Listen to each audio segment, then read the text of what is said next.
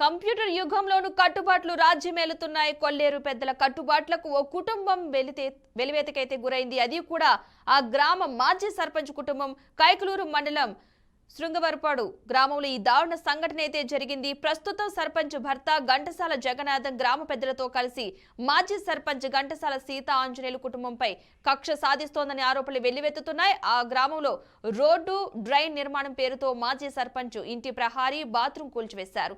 అంతటితో ఆగలేదు. ఆ కుటుంబంతో ఎవరు మాట్లాడవద్దని, ఎలాంటి సహాయం చేయవద్దంటూ కూడా హుకిం జారీ చేశారు. వారికి షాపుల్లో సరుకులు ఇవ్వద్దని, వేడుకలకు ఎవరిని పిలవకూడదని ఆదేశాలు జారీ చేశారు.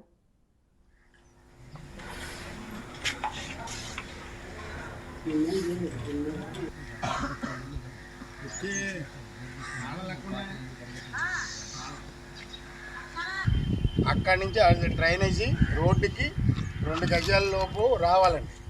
డ్రైనేజీ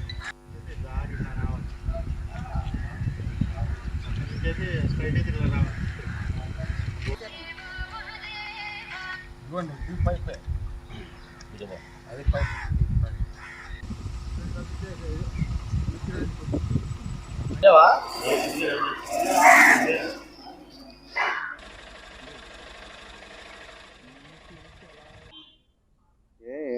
బట్టలు పేరండి.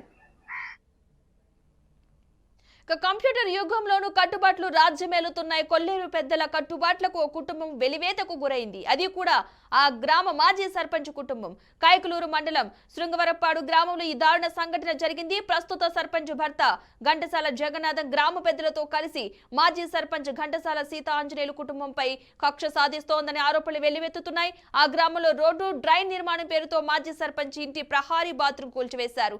అంతటితో ఆగలేదు. ఆ కుటుంబంతో ఎవరు మాట్లాడవద్దని, ఎలాంటి సహాయం చేయవద్దంటూ కూడా హుకుం జారీ చేశారు. వారికి షాపుల్లో సరుకులు ఇవ్వద్దని, వేడుకలకు ఎవరిని పిలవకూడదంటూ కూడా ఆదేశాలు జారీ చేశారు. ఇదే అంశానికి సంబంధించిన పూర్తి సమాచారాన్ని మా ప్రతినిధి దామోదర్ అందిస్తారు. దామోదర్, పద్మ, కొల్లేరు కట్టుబాట్లు అనేవి అత్యంత దారుణంగా ఉండే పరిస్థితి. ఎందుకనంటే దాదాపు 120 గ్రామాలు కొల్లేరు ప్రాంతంలో ఉన్నాయి. కొంత పశ్చిమ గోదావరి జిల్లా, ఇప్పుడు అయితే మొత్తం కూడా పశ్చిమ గోదావరి జిల్లా, ఇటు కృష్ణా జిల్లాలో దాదాపుగా ఒక 70 గ్రామాలు ఉన్నాయి. కొల్లేరు కట్టుబాట్లు ఎంత అనాగరికమైనటువంటి కట్టుబాట్లు అంటే అసలు ఊహించని కట్టుబాట్లు ఇవి. ఈ గ్రామాల్లో పెద్దలు ఎవరైతే ఉన్నారో, గ్రామ పెద్దలు ఎవరైతే ఉన్నారో వాళ్ళు ఈ రోజుకు కూడా కట్టుబాట్ల మీదే గ్రామాలను నడుపుతున్నారు, గ్రామ వ్యవస్థను నడుపుతున్నారు అనేందుకు ఈ ఒక్క సంఘటన నిదర్శనం. ఒక అనాగరిక వ్యవస్థ అనమాట ఈ కొల్లేరు గ్రామాల్లో ఉన్నది, ఒక అనాగరిక వ్యవస్థ. ఎందుకు అని ఈ మాట చెప్పాలి అంటే, కొల్లేటి పెద్దలు చేసే అరాచకం అంతా ఇంత కాదు. ప్రతి గ్రామానికో లేకపోతే ప్రతి 3 గ్రామాలకో ఒక కట్టుబాటు, కొంతమంది పెద్దలు, ఆ పెద్దలు శాసించింది జరగాలనే పరిస్థితి. ఇప్పుడు శృంగవరపాడు సంఘటన చూస్తే మాజీ సర్పంచ్ ఘంటసాల సీతారామాంజనేయుల పరిస్థితి కూడా అదే.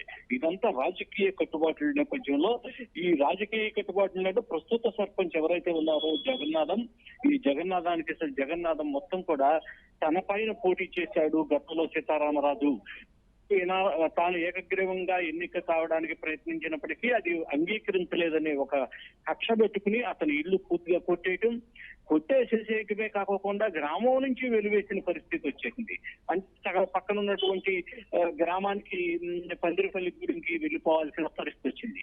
ఎవరు మాట్లాడకూడదు, ఎవరు వాళ్ళతో అసలు సరుకులు అమ్మకూడదు. వాళ్ళకి ఇంత అనాగరిక వ్యవస్థ.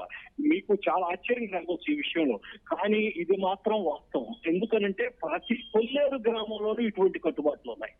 ఎంత దారుణమైనటువంటి అనాగరికం అంటే, ఏదైనా సంఘటన లేకపోతే మీడియా వెలుగులోకి తెచ్చినప్పుడు మాత్రమే కొద్ది కాలం పాటు అటు రెవెన్యూ అధికారులు హడావుడి చేస్తారు. కానీ ఈ కొల్లేరు కట్టుబాట్ల నుంచి మాత్రం ఎవరిని కాపాడలేని పరిస్థితి అయితే మాత్రం ఉంది. అయితే ఆ బాధిత కుటుంబ సభ్యులు ఏం చెప్తున్నారు? అసలు ఏం జరిగింది, ఎలాగా అంటే ఎప్పుడు అలాగ ఉంటుందా? అదే విధంగా గ్రామస్తుల వెర్షన్ ఏ విధంగా? దాదాపుగా ఇది చూస్తే కనుక ఇద్దరు ఒకే సామాజిక వర్గం సంబంధించిన వాళ్ళు. ఎవరైతే వెలివేతకు గురయ్యాడో ఘంటసాల సీతారామాంజనేయుల కుటుంబం 2013లో ఈ వెలివేసినటువంటి అతనే సర్పంచ్ గా పనిచేశాడు. అయితే అదే 2021లో ప్రస్తుత సర్పంచ్ జగన్నాథము, సీతారామాంజనేయులు ఇద్దరు పోటీ పడ్డారు. నాకు పోటీకి వస్తాడు, నాకు ఏకగ్రీవంగా ఎన్నికవకుండా చేశాడు, నా చేత డబ్బులు ఖర్చు పెట్టించాడు అనే ఒక కక్ష సాధింపు ధోరణిలో జగన్నాథం ఎప్పుడైతే సర్పంచ్ అయ్యాడో అక్కడి నుంచి ఈ కుటుంబానికి వేధింపులు మొదలయ్యాయి. మొత్తం రోడ్డు పక్కన ఉన్నటువంటి ఇప్పుడు మనం ఇప్పటి గ్రామంలో చూసాం. ఆ గ్రామంలో 120 అడుగులు రోడ్డు వేసేసేసే పరిస్థితి. ఇతనింటి ముందు కూడా అదే మాజీ సర్పంచ్ ఇంటి ముందు కూడా 120 అడుగులు రోడ్డు వేసేసి మొత్తం నీవంతా ఆక్రమించావని చెప్పేసి కొట్టివేయటం గ్రామస్తులందరికీ చాటింపు వేయడం. ఏమని మీరు ఈ కట్టుబాట్లకు కట్టుబడి ఉండాలి, ఈ గ్రామంలో ఎవరో మాట్లాడుకోరు. మనం ఒక బయటలో అయితే అతను వెలివేతకు గురైన సీతారామాంజనేయులు కుమార్తె చెప్పింది, ఆమె ఫంక్షన్ చేసుకోవటానికి కూడా తన తల్లిదండ్రులను పిలవటానికి లేదు అని చెప్పేసి గ్రామ పెద్దలు నిర్ణయించారు. దానికే నేను కట్టుబడి ఉన్నాను, చివరికి ఏం చేయాలో నాకు అర్థం కావట్లేదు అని కూడా చెప్పడం జరిగింది Padma. Right, thank you Damodar. ఇలాగా నిన్న సాయంత్రం 7 గంటలకి గ్రామ మనుషులు ఇద్దరు వచ్చి మీ నాన్నగారితో మాట్లాడినా, మీ అన్నయ్యతో మాట్లాడినా, మీ అమ్మలతో ఎవరితో మాట్లాడినా కానీ మిమ్మల్ని పిలిచి తప్పు కింద వేస్తామని అన్నారండి. వాళ్ళ చెరువుల్లో పనులకు కూడా వెళ్ళొద్దని అన్నారు. అలా చెరువు మీద జీతానికి కూడా ఉండొద్దని చెప్పారండి.